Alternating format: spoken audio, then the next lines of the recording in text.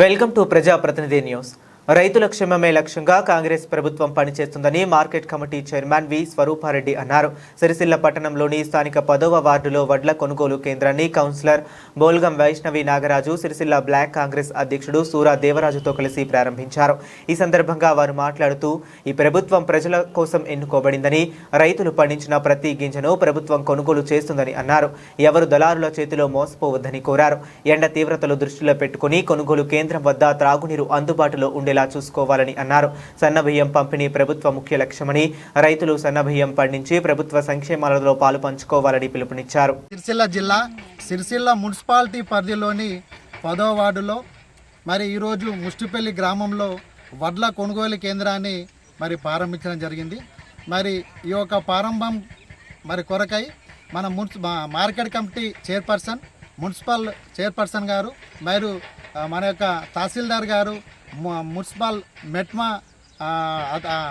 Officers మరియు మహిళా సంఘాలు, రైతులు వాళ్ళ ఆధ్వర్యంలో ఈరోజు వడ్ల కొనుగోలు కేంద్రాన్ని ప్రారంభించడం జరిగింది.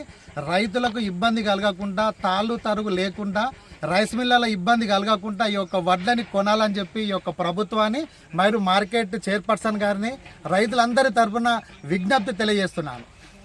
సిరిసిల్ల 10వ వార్డు ముష్టిపల్లి గ్రామంలో మెప్మా ఆధ్వర్యంలో వడ్ల కొనుగోలు సెంటర్ ప్రారంభోత్సవం చేసుకోవడం జరిగింది.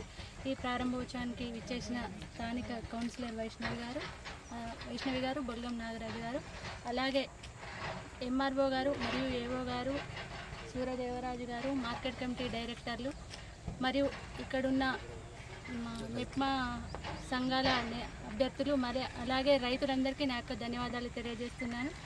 ఇది మీకోసం ఎన్నుకోబడిన ప్రభుత్వం, ప్రజల కోసం ముఖ్యంగా రైతుల క్షేమమే లక్ష్యంగా నిర్వహించబడుతున్నట్టు ప్రభుత్వం. మరియు ఈసారి ఈ ప్రభుత్వము మన వడ్లకి క్వింటాల్కి 2389 రూపాయల మద్దతు ధర ప్రకటించింది. దయచేసి రైతులందరూ మీ చివరి గింజ వరకు ఈ సంఘాల ఆధ్వర్యంలో మీరు విక్రయించాలని కోరుతున్నాను. దళారులను ఎట్టి పరిస్థితుల్లో నమ్మి మోసపోవద్దు. ప్రభుత్వం మీ చివరి గింజ వరకు కొనుగోలు చేయడానికి సిద్ధంగా ఉంది. కాబట్టి దయచేసి మీరు రైతులందరూ గమనించాలి.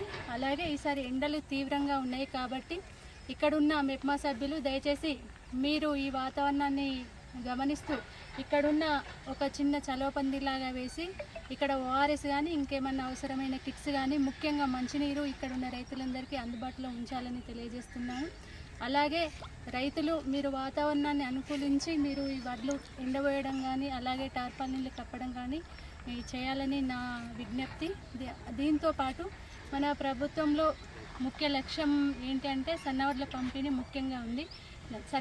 బియ్యం కొరకు మీరు రైతులందరూ ఈసారి ఇక నుండి మీరు సన్నవడ్లను పండించినట్టయితే ప్రజా సంక్షేమంలో మీరు కూడా పాలు పంచుకున్న వాళ్ళని అవుతారని తెలియజేస్తున్నాను. ఈ అవకాశం ఇచ్చిన పెద్దలందరికీ ధన్యవాదాలు.